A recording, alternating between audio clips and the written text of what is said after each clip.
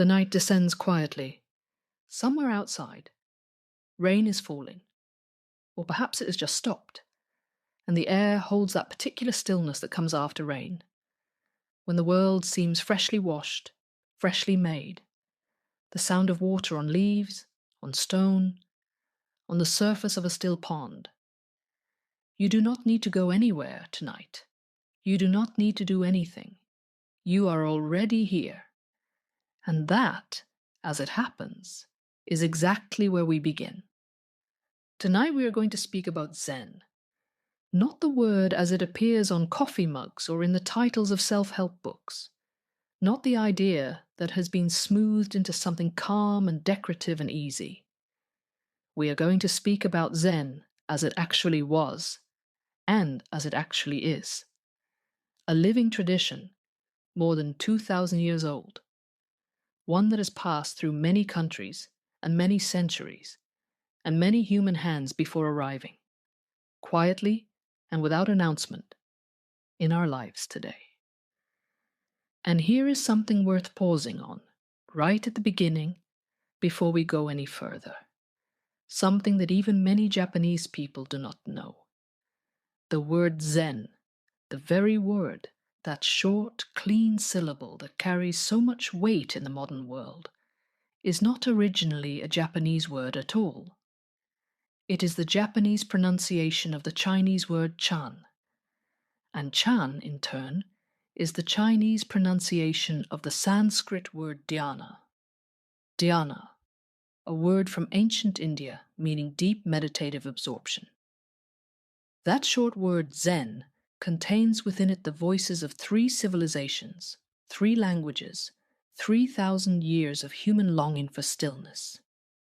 Every time someone says the word Zen, they are, without knowing it, speaking a kind of archaeological sentence, a word that has travelled across half the world, wearing different clothes in each country it passed through. Let us begin at the beginning then. Let us begin in India. It is the 5th century before the Common Era, or perhaps the 6th. Historians are not entirely certain, and in the northeastern part of what is now India, a prince named Siddhartha Gautama has just left his palace. He has left his wife, his young son, his father, his silk cushions, and his perfumed gardens, and he is walking out into the world with nothing but the clothes on his body. He has been disturbed, deeply disturbed, by something most of us spend our lives trying to avoid looking at directly. The fact of human suffering. The fact that people grow old, grow sick and die. The fact that even great happiness is temporary. That everything passes. That the mind, even in the most beautiful of circumstances, has a tendency to grasp and resist and suffer. He sat down beneath a tree. The species is called Ficus religiosa, the sacred fig, and it still grows in India today, its descendants venerated, its enormous canopy spreading like an open hand. And he meditated. He sat, and he breathed, and he watched the movements of his own mind with a patience that is almost impossible for most of us to imagine. And at some point, whether over hours or days or weeks, the accounts differ. Something shifted. Something that had been contracted in him opened. He saw, or understood, or became, something that the tradition would later call awakening, Bodhi, enlightenment. What exactly he understood is something that every Buddhist teacher since has tried to put into words, with varying degrees of success and failure. But the simplest version, the version that forms the seed of everything we will speak about tonight, is this. Suffering arises from our tendency to cling, to resist, to separate ourselves from the flow of experience. And liberation comes not from acquiring anything, not from building a better life or a more comfortable self, but from a shift in attention, from simply being present, fully and completely, to what is actually here. This teaching was not originally called Zen. It was not originally called anything that we would recognize. It was simply a set of practices and understandings passed from teacher to student, from generation to generation, in the monasteries and forests of ancient India. But it was moving. Even then, it was moving. Slowly, steadily, like water finding its way through rock, toward a destination it could not yet have known. Close your eyes for a moment, if you like, and imagine India in those early centuries of the Common Era. The great trade routes running like veins through the subcontinent and beyond, carrying not only silk and spice, but ideas. Buddhist monks traveling on foot, carrying manuscripts wrapped in cloth, crossing mountain passes at altitudes where the air grows thin, and the cold becomes a presence of its own, moving eastward, always eastward, toward China. China received Buddhism gradually, across several centuries, beginning somewhere around the 1st century of the Common Era. It was not a smooth or simple arrival. The Chinese had their own ancient traditions. Confucianism, with its emphasis on social harmony and moral cultivation. Taoism, with its deep feeling for the natural flow of things, the wordless intelligence of the universe that it called the Tao. Buddhism was foreign, exotic, and in some quarters, deeply suspicious.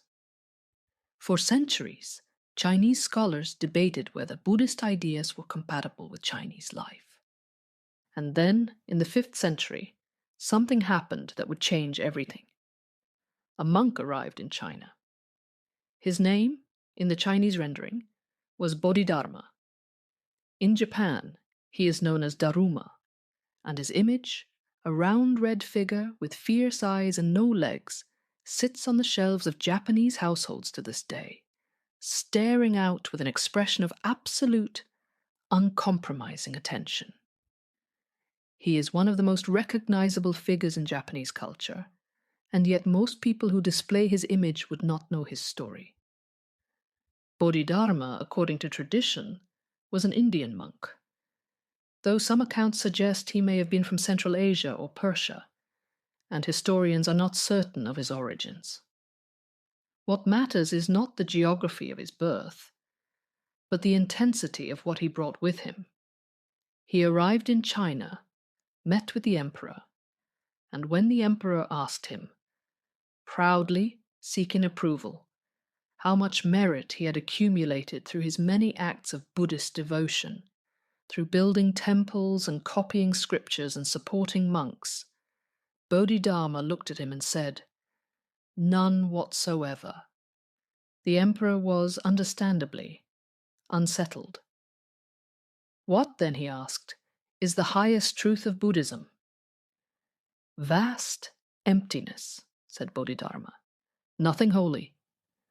And then, according to legend, he turned and walked away, crossed the Yangtze River, some accounts say on a single reed, floating on the surface of the water like a thought, and went north to a monastery on a mountain called Shaoxi, near the temple we now know as Shaolin. And there he sat. He sat in a cave, facing a wall, and he meditated. For 9 years, according to tradition, he sat and he breathed, and he watched the wall. The monks at the monastery watched him, curious, puzzled, some of them resentful. Some of them came to ask questions, and he did not always answer. Some of them stood outside his cave in the snow, trying to demonstrate their seriousness, and he did not always invite them in. One account, and this is one of the strange, quietly startling facts that most people do not know, suggests that at some point during those 9 years, Bodhidharma fell asleep during meditation. When he woke, horrified at his own lapse of attention, he cut off his eyelids so that he would never be able to fall asleep again. And where his eyelids fell to the ground, tea plants grew. This is one of the origin stories of tea, that it was born from the severed eyelids of a meditating monk, that it was always, from the very beginning, a substance meant to keep the human mind alert, present, awake. Whether this story is literally true is a matter we can gently set aside. What it tells us is something more interesting than literal truth: the deep, ancient connection in this tradition between the act of meditation, the struggle against distraction and drowsiness, and the cup of tea. They are not separate things. They were always one thing. From Bodhidharma's lineage grew the school of Chan Buddhism in China. Chan held, against the prevailing trends of Chinese Buddhist scholarship at the time, that enlightenment could not be achieved through the accumulation of merit, through the study of scriptures, through ritual observance alone. It could only be achieved, if achieve is even the right word, through direct experience, through the turning of attention inward, through sitting with the reality of one's own mind without flinching and without ornamentation. This was radical. In a world of elaborate rituals and vast scriptural libraries and hierarchies of devotion and scholarship, Chan said, "Sit down, be quiet, and look at this."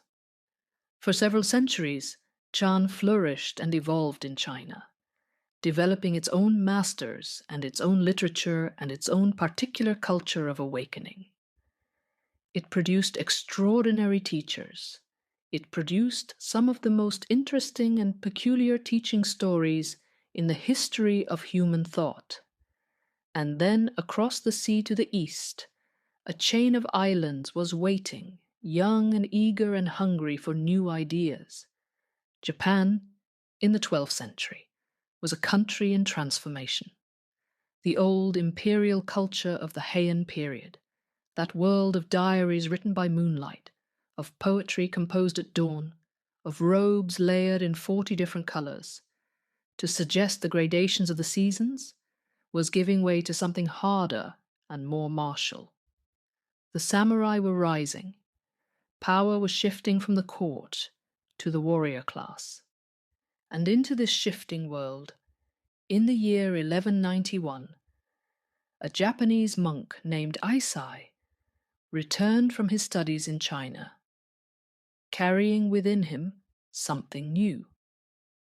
Eisai had traveled to China not once, but twice, and on his second journey he had immersed himself in the Chan tradition.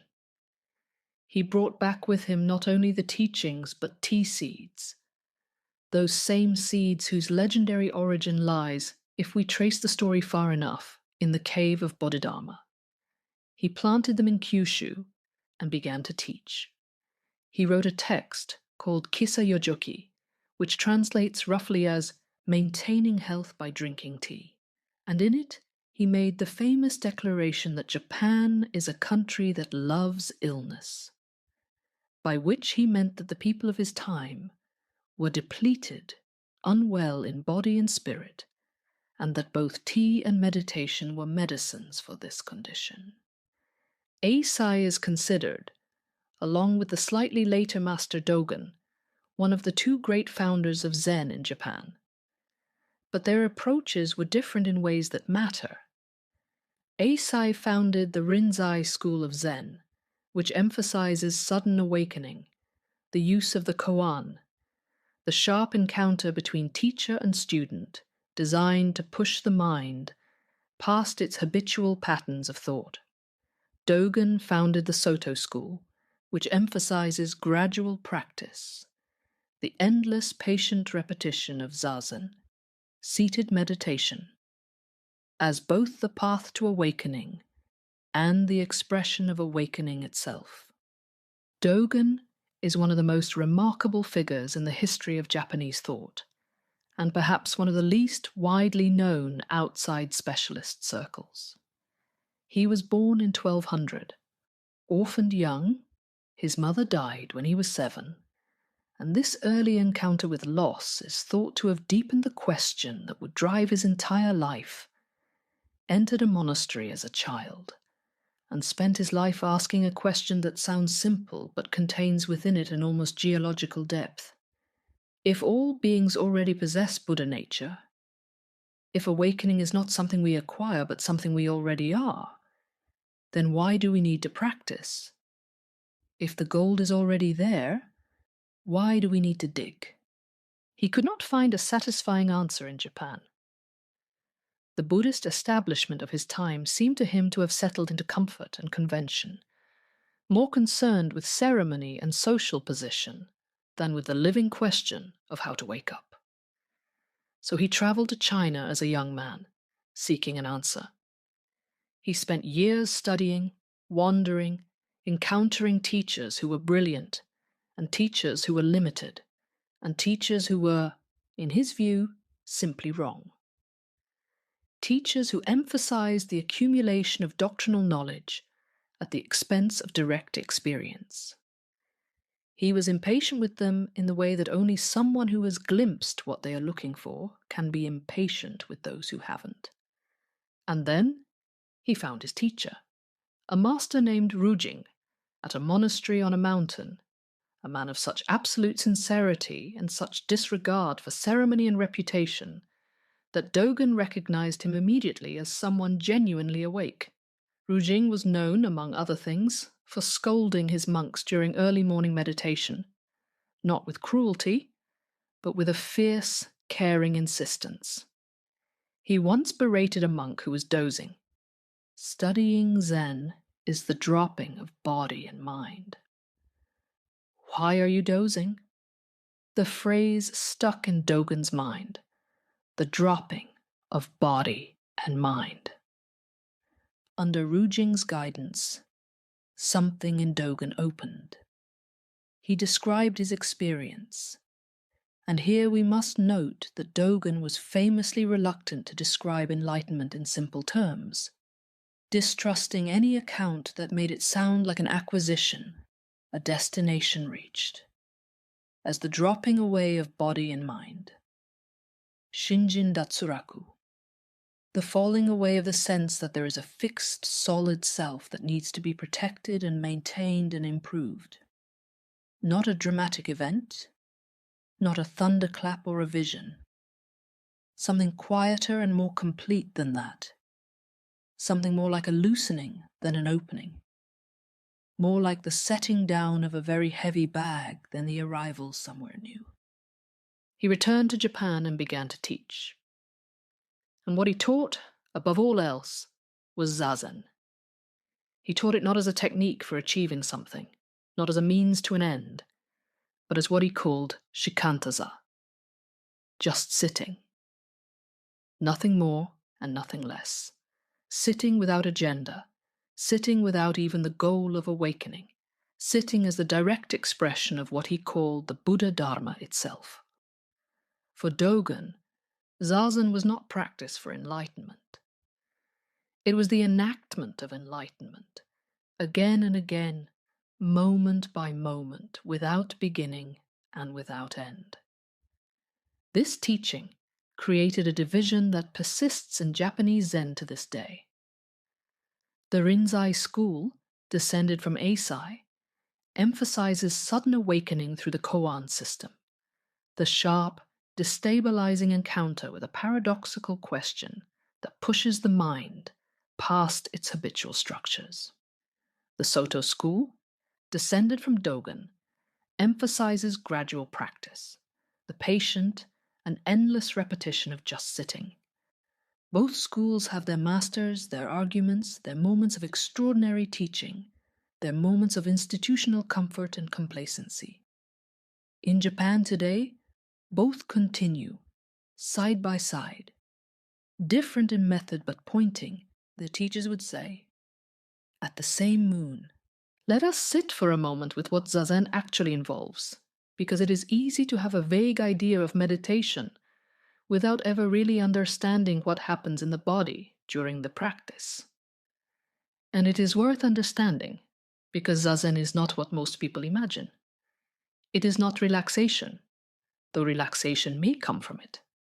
It is not visualization, not the imagining of peaceful scenes. It is not the suppression of thought. It is something more direct and more demanding, and in its own way, more astonishing than any of these things. In zazen, you sit on a cushion, on a bench, sometimes in a chair if the body requires it, in a position that is upright but not rigid, alert but not tense. The traditional posture for zazen involves crossing the legs and placing the feet on the opposite thighs, the full lotus position, which most modern practitioners cannot comfortably assume, but there are many variations, and the precise arrangement of the legs matters less than the quality of attention. The cushion used for zazen is called a zafu, a round, firm pillow stuffed traditionally with buckwheat or kapok, designed to elevate the hips just enough that the spine can rise naturally from a stable base. Monks in Zen monasteries sit on these cushions for many hours a day, year after year, until the relationship between body and cushion becomes itself a kind of homecoming. The spine rises from the sitting bones without effort, as if pulled upward by a thread from the crown of the head. The chin tucks slightly. The hands rest in the lap in what is called the cosmic mudra, the right hand holding the left, thumbs lightly touching, forming an oval shape that is held in the space below the navel. The eyes are half open, cast downward at a 45-degree angle, resting without focusing on the floor in front of you.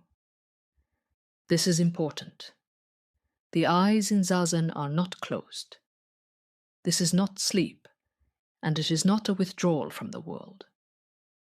It is a particular quality of attention that is both inward and outward simultaneously, present to the room and present to the inner landscape at the same time. You breathe.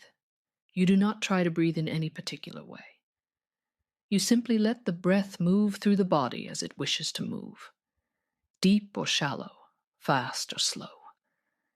And you notice it, the sensation of air entering the nostrils, slightly cool, the expansion of the chest or the belly, the pause at the top of the breath, that small suspension, that moment of fullness before the release, the long exhalation, the pause at the bottom, the moment of emptiness, before the next breath rises again on its own. Some Zen traditions suggest counting the breaths, counting from 1 to 10, then returning to 1, as a way of giving the mind a modest task that anchors attention without demanding so much that it becomes effort. When you lose count, and you will lose count, you simply return to 1. Not with frustration, with the same gentle, impersonal return that the practice requires of everything. And you notice thoughts, not with alarm, not with the effort of trying to stop them. The effort to stop thinking is itself a form of thinking and an exhausting one. But simply, you notice them, as you would notice clouds moving across a sky. The sky does not resist the clouds. It does not try to hold them or push them away. It simply remains, vast and unchanged, while the clouds move through it. The practice of zazen is, in some sense, the practice of becoming the sky. A thought about tomorrow, a thought about something that happened years ago and still carries its small sting, a sound from outside that triggers an association, that triggers another thought that leads, if you follow it far enough, to an entire interior drama. A conversation that hasn't happened yet. A worry about something that may never happen. In ordinary life, we follow these thoughts entirely. We are pulled along by them. We live inside them without noticing that we have entered them. In zazen, the practice is to notice the thought, not to judge it, not to analyze it, not to feel guilty for having it, and return. Return to the breath. Return to the body sitting in this room on this cushion at this moment. Again and again. Without frustration, without congratulating yourself when you succeed, without discouraging yourself when you lose the thread entirely, and find yourself 3 thoughts deep in a fantasy about a conversation you haven't had. Just notice, return. Notice, return. The practice is the returning. Each return is complete in itself. Each return is, in Dogen's understanding, a small and genuine expression of awakening. It sounds simple. It is, in fact, extraordinarily difficult, and also, in some way that is hard to explain without experiencing it, deeply restoring. There is a quality of quiet that comes from this practice that is different from the quiet that comes from simply sitting still. It is a quiet that has been earned through attention, through the repeated act of turning the wandering mind back to what is here. The mind that returns again and again to the present moment discovers something it did not expect. That the present moment is enough. That it has always been enough. That the searching and reaching and planning and regretting that fill our ordinary days are not the substance of life. They are a kind of weather, passing through a sky that is itself unchanged. Dogen wrote about this in language that is, even in translation, extraordinarily beautiful. He wrote, "To study the Buddha way is to study the self. To study the self is to forget the self. To forget the self is to be enlightened by all things." What he meant, as far as anyone can say what Dogen meant, he was not a writer who made things easy, is that the practice of zazen gradually loosens the grip of the sense of being a separate, fixed, defended self at the center of experience. Not by destroying it, not by denying it, but by seeing through it clearly enough that it becomes transparent, light, workable. The self is still there, still functioning, still paying bills, and making tea, and feeling feelings. But it is no longer experienced as a fortress that must be maintained at all costs. It is more like a window, something that light moves through. Now let us speak about the koan, because no account of Zen is complete without it. A koan is a question, or a statement, or a brief story that cannot be answered by the ordinary thinking mind. The most famous, and the one most people know, is, "What is the sound of one hand clapping?" But this is actually a relatively recent koan, composed in the 18th century by the Japanese master Hakuin.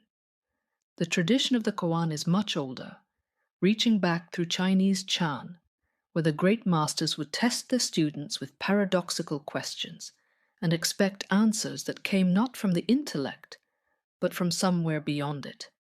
Here is one, from the vast collection of koans called the Blue Cliff Record, compiled in China in the 12th century. A student asks a master, "Does a dog have Buddha nature?" The master says, "Mu." The word mu in Japanese, wu in Chinese, means roughly nothing or no, or an emptiness that transcends both yes and no. The student is told to meditate on mu, not to think about what mu means, not to analyze it philosophically, but to hold it in the field of awareness during zazen, to breathe it, to become it, to sit with mu until the question and the questioner dissolve together into something that is neither one thing nor the other. What is the point of this? The point, if point is the right word, is that most of us, most of the time, live entirely inside conceptual frameworks. We experience the world not directly, but through a thick lens of language and category and interpretation. The koan is designed to exhaust the conceptual mind, to push it past its own edges, to create a kind of productive crisis in which the habitual structures of thought briefly loosen their hold. What happens then is not something that can be described in advance, because the description would simply become another concept to cling to. What Zen teachers say is that the student, sitting with the koan, may suddenly experience a moment of clarity that is not a thought, but a seeing, a direct contact with experience before experience has been filtered through the grid of ideas about experience. This is what is sometimes called kensho, or satori, a moment of insight, a sudden recognition of what has always been here. It is worth noting, and this is one of those details that most people, even those familiar with Zen, do not know, that kensho is not considered, in the Soto tradition associated with Dogen, the point of practice. Dogen was in fact quite skeptical of the emphasis on sudden dramatic awakening experiences, seeing them as a potential trap, a new thing for the ego to acquire and be proud of. For Dogen, every moment of sincere zazen was already complete. The student who sits quietly for 20 minutes, returning again and again to the breath, has not practiced for enlightenment. He or she has enacted it. But before we continue, let us pause here and turn to one of the most striking and unexpected aspects of Zen in Japan, its relationship with the samurai. This relationship often surprises people who encounter it for the first time, because Zen seems, on the surface, to be the opposite of warfare. A tradition of stillness, of compassion, of letting go. What does it have to do with men trained to kill? Quite a lot, as it turns out. The samurai class that was rising to power in Japan during the 12th and 13th centuries was looking for something. Not comfort, not reassurance. They had little use for those. They were looking for a relationship with death that was honest and clear. They lived in a world where death was always close, where a battle could come at any moment, where a man who flinched at the wrong instant would not survive to flinch again. Zen offered them something that other forms of Japanese Buddhism did not. Not a promise of heaven, not a reassurance that everything would be all right, but a training in the capacity to act without hesitation, without the mind clouding over with fear or calculation. The concept that connected Zen to the martial arts is called mushin. Mushin, no mind. The state in which action arises directly from the situation, without passing through the filter of conscious deliberation. We have all experienced this in small ways. The moment when you catch something that was falling before your conscious mind has registered that it was falling. The moment when the right words come out before you have thought what to say. Mushin is the cultivation of that quality, not as an occasional accident, but as a stable way of being in the world. A swordsman practicing mushin does not, in the moment of combat, think, "My opponent is raising his arm. Therefore I should move to the left and cut upward." There is no thought. There is only response. The body, trained through thousands of hours of practice, acts from a place that is below or beyond the chattering surface of the conscious mind. The master swordsman Miyamoto Musashi, who lived in the 17th century, and who was undefeated in more than 60 duels, wrote in his famous work, The Book of Five Rings, about this quality of mind. The mind that is not fixed anywhere, that moves like water, that is present everywhere, because it is attached nowhere. This is a different use of Zen from the one we usually imagine. And it raises questions, moral questions, serious ones, about the relationship between a tradition devoted to compassion and non-harming, and its adoption by men trained in the art of killing. These questions were not lost on the Zen masters of medieval Japan, and they are not resolved easily. What we can say is that the relationship was real, that it shaped both Zen and the samurai culture, and that it left traces that persist in Japanese martial arts to this day. Every Japanese martial art, kendo, judo, aikido, karate, retains within its practice something of this Zen orientation. The concept of zanshin, the continued state of alert, relaxed awareness after an action. The bow at the beginning and end of practice, acknowledging the other person as a being deserving of respect. The dojo itself, understood not merely as a training room, but as a space in which something is being cultivated that goes beyond technique. These are Zen inheritances, living still in the body movements of practitioners who may never have sat in formal meditation. Now let us move to water and stone. Let us speak about the Zen garden. The karesansui, the dry garden, sometimes called the rock garden in Western languages, is perhaps the most recognizable Japanese contribution to the world of art and contemplative space. But it is also one of the most misunderstood.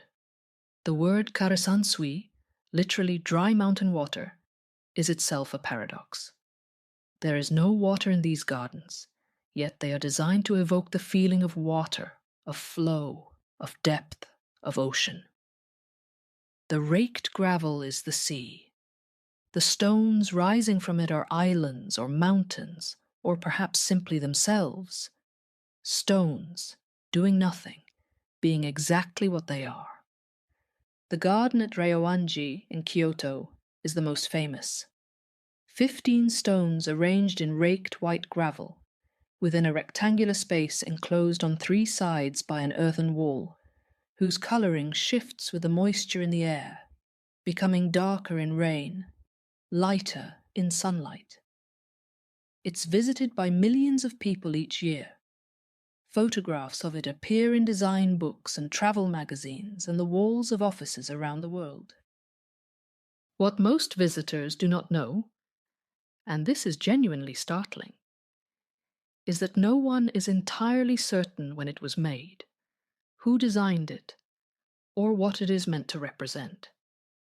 The earliest written record that mentions the garden dates from the late 16th century, more than 100 years after the temple itself was established. The identity of the designer is unknown.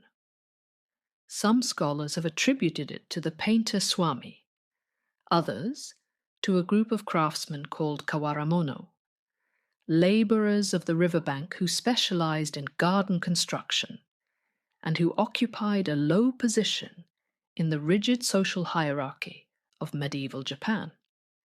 The possibility that one of the world's most celebrated works of contemplative art was created by people who were socially marginalized adds a kind of quiet irony to its history.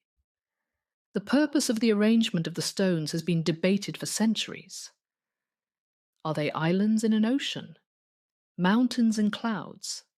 A tiger leading her cubs across a river? A mother dragon and her young? There are many interpretations, and the tradition of Zen holds that this ambiguity is not a problem. It is the point. There is a famous observation about the garden that most visitors discover for themselves, if they sit quietly long enough to notice. From any position within the viewing veranda, it is impossible to see all 15 stones at once. 14 are always visible, one is always hidden behind another. Whether this is intentional or accidental is unknown, but it has been interpreted, within the Zen tradition, as a teaching about the nature of perception. We never see the whole. Something is always hidden. The mind that insists on seeing everything, understanding everything, holding everything in view simultaneously, will always be frustrated. The mind that accepts the partial view, that can rest in incompleteness, finds a different kind of peace. The act of sitting before this garden, sitting quietly, not trying to decode it, not trying to figure it out, is itself a form of meditation. The garden is not a puzzle to be solved. It is a field of attention to be inhabited. Sit long enough, and the need to interpret gives way to something simpler. The quality of light on white gravel, the asymmetry of stone, the way the eye moves without being directed, the silence that seems to thicken and sweeten the longer you remain within it. The practice of raking gravel in these gardens, drawing lines and patterns in the white stone, is itself a meditative practice. The monk who rakes every morning is not decorating. He is attending. The straight lines of raked gravel, the careful circles around each stone, are an expression of a mind that is fully present to what it is doing, fully present to the weight of the rake, the resistance of the gravel, the particular quality of attention required to make a line that is neither perfectly straight nor carelessly crooked, but somehow just what it needs to be. And then, the next morning, he rakes it again. The garden is never finished. It is renewed each day, and the renewal is the practice. This is itself a Zen teaching. Nothing is permanent, nothing is complete, and the appropriate response to impermanence is not despair, but renewed attention. Rake the gravel, make the tea, sit with the breath, and again, and again. Let us speak now of the other arts that Zen touched, and it touched almost everything. But before we enter the tea room and the calligraphy studio and the archery range, let us pause on something subtler: the way Zen shaped the Japanese relationship with time itself. Japanese culture has, for many centuries, had a particular sensitivity to impermanence, to the beauty of things precisely because they do not last. This quality has a name, mono no aware, usually translated as the pathos of things, or the gentle sadness of things passing. It is the feeling that arises when you watch cherry blossoms fall, knowing that in a week the trees will be bare again. It is the feeling at the end of a beautiful meal, when the dishes are cleared and the candles are low. It is the feeling at the turn of autumn, when the air changes overnight and you cannot quite remember the last warm day. Mono no aware was present in Japanese culture before Zen arrived, but Zen gave it a philosophical framework and a contemplative practice. In Zen, impermanence is not primarily a source of sadness. It is a teaching. The cherry blossoms fall, and they teach that everything falls. The tea bowl, used and washed and used again for decades, bears the marks of its use, a slight crazing of the glaze, a shadow where the tea has stained the clay. And these marks teach that everything is shaped by its history. The bell rings, and the sound fades, and even the silence that follows eventually dissolves. And this teaches that even silence is not permanent, that even stillness passes. The appropriate response to impermanence in Zen is not to grasp, not to try to hold the cherry blossoms in place, not to resist the turning of the season. The appropriate response is to be fully here while this is here, to taste the tea completely, to look at the blossoms without planning to look at them again. There is a concept in Japanese aesthetics that is directly connected to this: ma, usually translated as negative space or interval or pause. Ma is the silence between musical notes. It is the empty space in an ink painting, not the absence of painting, but an active, intentional presence. It is the pause in a conversation before the answer comes. Ma is not emptiness in a hollow sense. It is fullness of a different kind, the fullness of potential, of possibility, of attention directed at what is not there as much as at what is. A Zen garden is full of Ma. The white gravel between the stones is not less important than the stones. A scroll painting of a single mountain peak, surrounded by white space, is not incomplete. The white is the painting. The silence is the music. The tea ceremony, chado or chanoyu, was shaped profoundly by Zen from its earliest stages. The great tea master Sen no Rikyu, who lived in the 16th century and who brought the tea ceremony to what many consider its highest expression, was a student of Zen. His aesthetic, which he called wabi, is sometimes translated as rustic simplicity, but this translation misses something. Wabi is more than simplicity. It is the beauty that arises specifically from imperfection, from transience, from things that are old and worn and irregular. A tea bowl that is slightly crooked, a bamboo flower vase that has been repaired with gold, the practice called kintsugi, which treats the broken places not as flaws to be hidden, but as part of the history of the object, part of what makes it beautiful. The connection between the tea room and the meditation hall is deep and intimate. Both spaces are small. Both impose a physical slowing down. You must bow to enter a traditional tea room, crawling through a small doorway called a nijiriguchi that is designed to require everyone, warrior or aristocrat, to make themselves humble upon entering. Both create, through their design and their atmosphere, a quality of attention that is different from ordinary life. The tea master Rikyu said, "The way of tea is nothing more than this. Boil the water, make the tea, drink it, but that nothing more is vast." Zen influenced Japanese calligraphy, shodo, in equally profound ways. The calligrapher, in the Zen tradition, does not merely transcribe characters. The practice of shodo is understood as an expression of the calligrapher's inner state. The quality of the brushstroke reflects, and at the same time cultivates, a quality of mind. The ink cannot lie. A brushstroke made from a tense, effortful, self-conscious state looks different from one made from a relaxed, present, unencumbered state. The practice is to become, in the moment before the brush touches the paper, absolutely still, to let the action happen from that stillness. Zen ink painting, suibokuga, works in the same way.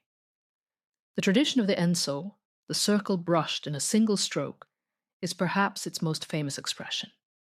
An enso is a circle, brushed in one motion, complete or incomplete, perfect or imperfect. Some masters brush the stroke with painstaking slowness, others with explosive speed. What matters is not the aesthetic outcome, but the quality of presence from which the stroke arises. Some Zen teachers say that you can read an entire person's inner life from a single enso. Whether that is literally true or not, something is conveyed in that stroke that a photograph cannot replicate, and a description cannot capture. Japanese archery, kyudo, contains perhaps the most explicit articulation of the Zen approach to physical practice. The purpose of kyudo is not primarily to hit the target. The purpose is to reach a state in which the archer, the arrow, and the target are not experienced as three separate things.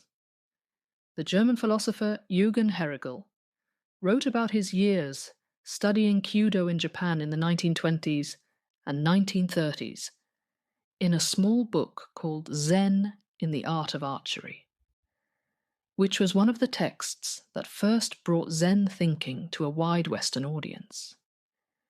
He described his teacher's insistence that the shot must release itself, that the archer should not release the arrow, but should wait in a state of sustained attention and physical readiness for the moment when the release happens from somewhere beyond the conscious will.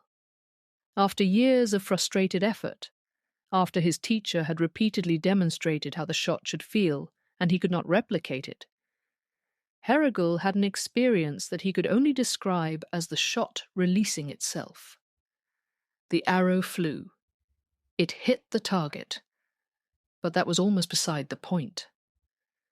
What mattered was the quality of the moment, the sensation of acting from stillness, of being both the agent and the witness of the action, of something moving through him rather than from him.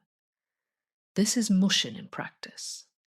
This is what the samurai sought, and what the tea master cultivated, and what the calligrapher finds, on good days, in the moment the brush touches paper. Let us rest here for a moment, in this quiet that Zen practices are designed to reveal. The rain continues outside, or perhaps it has stopped. It doesn't matter. You are here. You are breathing. Your body is resting. There is a Zen story. And here we encounter the human, even comic dimension of this tradition. About a student who went to a great master and said, "I have been studying Zen for many years. I have read all the texts. I have meditated every day. I have practiced in the most prestigious monasteries. Please teach me about Zen." The master said, "Let us have tea." He poured tea into the student's cup, and then he kept pouring. The tea reached the brim of the cup and began to overflow, spilling onto the table, onto the floor.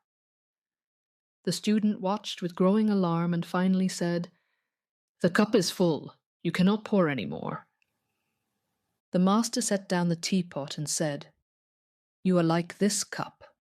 You are so full of your own ideas about Zen that there is no room for anything new.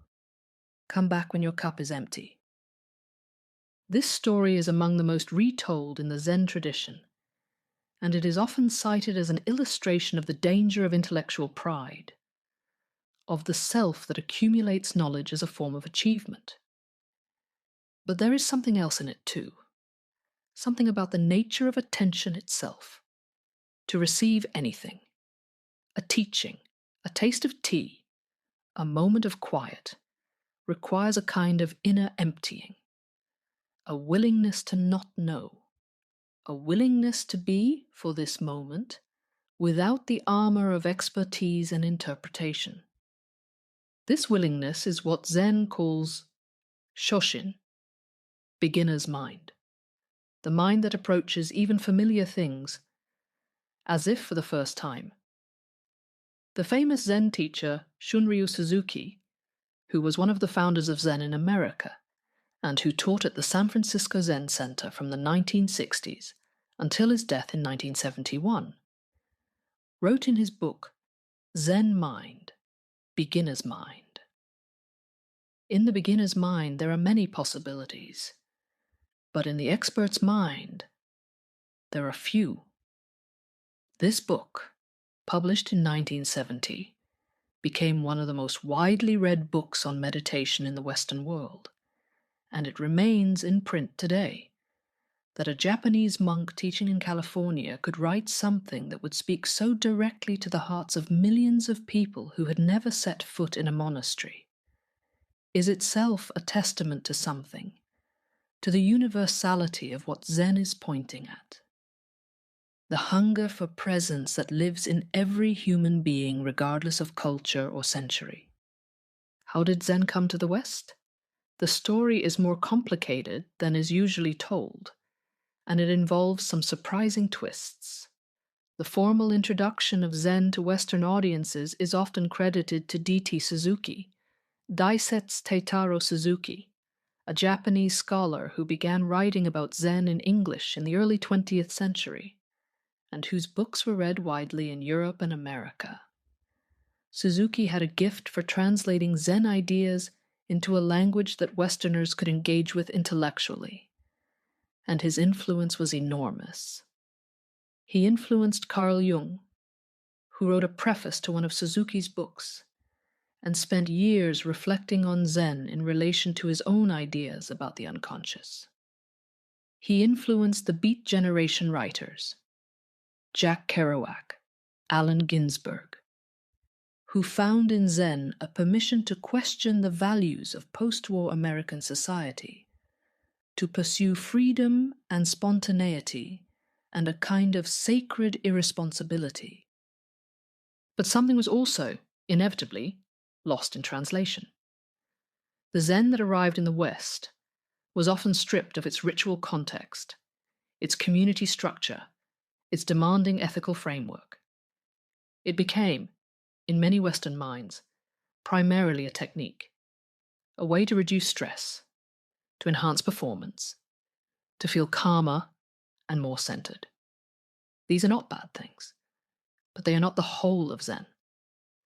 The whole of Zen includes the bow, the meal taken in silence with formal attention to each bite, the long hours on the cushion when nothing extraordinary happens, the relationship with a teacher who will not let you get away with your own comfortable stories about yourself. Some Western Zen practitioners, and there are now many thousands of them, practicing in centers across North America and Europe and Australia, have worked hard to preserve these dimensions of the tradition. Others have adapted the practice to suit Western conditions and temperaments. The conversation between the original teaching and its Western expression is ongoing, sometimes tense, always interesting. There are those who argue that Zen must be transmitted in its traditional form, or something essential is lost. There are those who argue that Zen, by its very nature, cannot be reduced to a fixed form, that the tradition has always adapted to new soil, as it adapted when it traveled from India to China, and from China to Japan, each time becoming something that the previous version would not quite have recognized, and yet carrying within it the same unnameable quality. What has been found in the translation, alongside what was lost, is perhaps this, that the essential question Zen is asking, how do we live fully, in the present moment, without being consumed by the past or the future, is a question that belongs to no single culture. It is not a Japanese question, or an Indian question, or a Buddhist question. It is a human question. It has always been a human question. Everywhere and in every age, there have been people who felt the restlessness of the untrained mind, who sensed that life was passing while they were busy thinking about life, who sat down, closed their eyes, and tried to find the thing that was here, now, before all the thinking began. In Japan today, Zen continues. In the monasteries, in the tea rooms, in the dojo, in the raked gravel gardens that are tended every morning regardless of weather, regardless of who is watching. It continues in ways that are formal and disciplined, and sometimes, to Western eyes, surprisingly severe.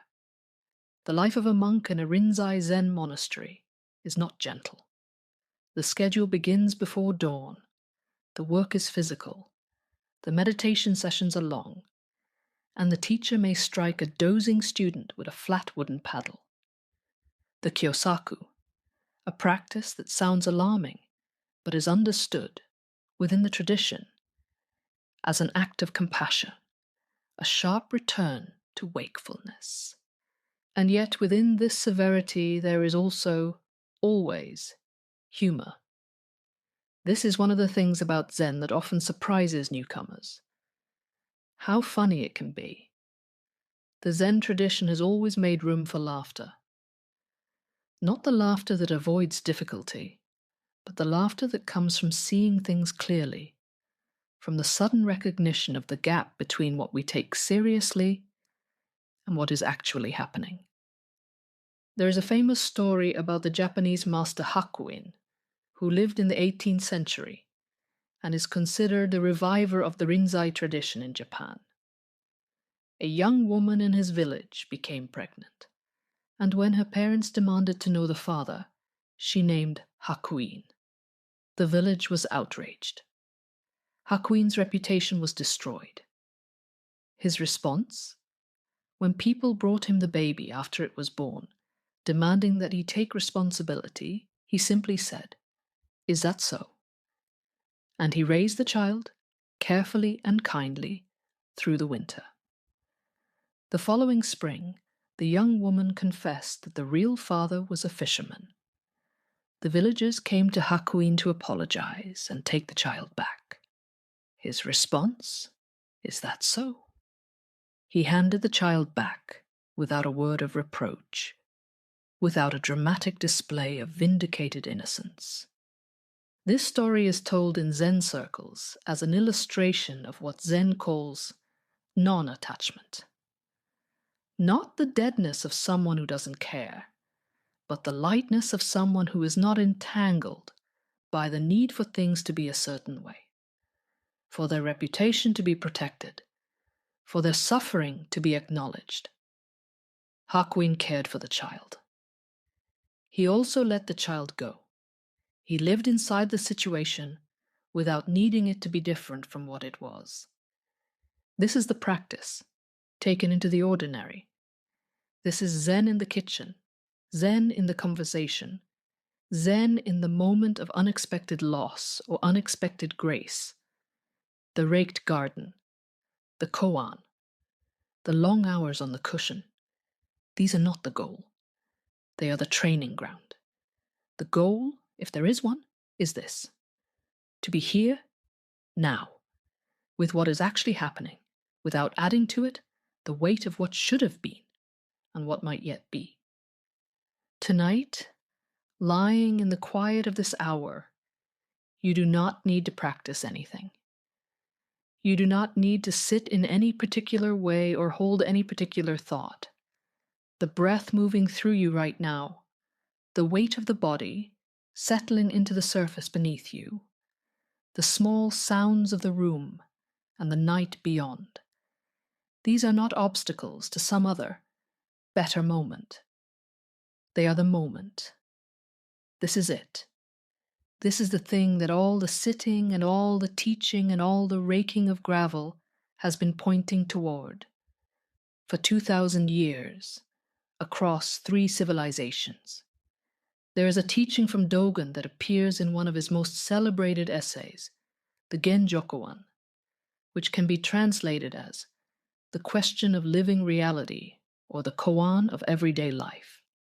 He writes, "To carry the self forward and illuminate the 10,000 things is delusion. That the 10,000 things advance and illuminate the self is enlightenment." What he means by this is something that sounds abstract, but is, when you feel it, rather than think it, very close. The ordinary mind is a mind that stands at the center, treating everything else as material for its projects. The awakened mind is a mind that opens, that receives, that allows the 10,000 things, the garden, the tea, the sound of rain, the breath, to illuminate it rather than being illuminated by it. You don't need to understand this tonight. You can simply lie here and let the night illuminate you. Gently, the way moonlight comes through a paper screen. Somewhere in a monastery garden, a monk is raking gravel in the darkness before dawn. The sound of the rake, the faint crunching of white stone, the cool air before the sun arrives. He is not thinking about what he will do next. He is raking. He is entirely here, in this act, in this garden, in this moment that is neither past nor future, but simply, quietly, now. Somewhere a tea fire is being lit. The sound of water beginning to heat in an iron kettle, a sound that the tea masters have described for 5 centuries as the sound of wind moving through pine needles is filling a small room where the walls are the color of old earth, where a single flower has been placed in a bamboo vase with nothing else beside it, where the morning light is just beginning to enter through paper screens. Somewhere a bell is ringing, at the beginning or the end of a meditation period, and the sound hangs in the air for a long time, becoming thinner and thinner, until it is indistinguishable from silence. And in that silence, something opens, something that was always there, waiting patiently, as water waits at the bottom of a well. Zen has a phrase for this: honshin, the original mind, the mind that exists before the conditioning, before the fear and the plans and the accumulated story of who you are and what you need and what has been done to you. It is not a mind you acquire through practice. It is a mind you return to, like a river returning to the sea, like a breath returning to the body, like the raked gravel scattered by wind overnight, restored again each morning to its patient, attentive lines. We are storytellers, not historians. We have tried to tell this story accurately and with care. But Zen, above all traditions, knows that any story about reality is not reality itself. The finger pointing at the moon is not the moon. Whatever you have understood or not understood tonight, whatever images have come and gone in the space behind your eyes, they are all the moon, or none of them are. What matters is the quality of attention you brought to them. The night is quiet now. Your breath is slow and even. The distance between you and sleep is the distance between one breath and the next. A space so small it has no name. A crossing so gentle you will not notice when it happens. Now please sit back and enjoy the gentle sounds of nature.